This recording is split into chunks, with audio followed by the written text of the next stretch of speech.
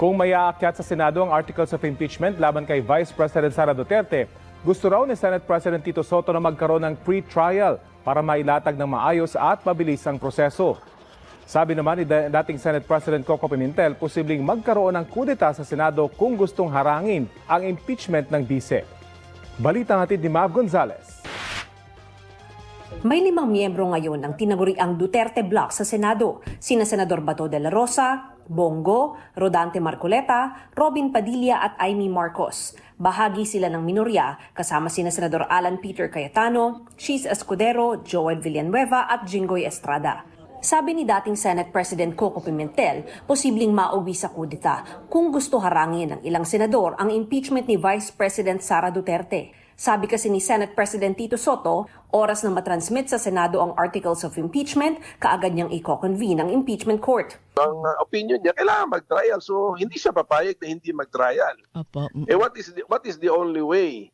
What is the only way na ma-enforce ng majority kung ayaw nila mag-trial? Ang laki ng minority ngayon, 15 versus 9 eh. Opo. O, tandaan mo na you only need 13 votes to elect the Senate President or to elect a new Senate President. Tingin ni Pimentel, maninindigan si Soto kahit pamapalitan siya sa pwesto. Sabi kasi ni Soto, pwedeng i-convene ang impeachment court basta't may 13 senador na present. Kung palitan siya, so be it. ang importante yung lugar niya sa history, sa kasaysayan na mapakita niya sa mga apo niya siguro na tama yung paninindigan niya kahit na ang kapalit losing the position.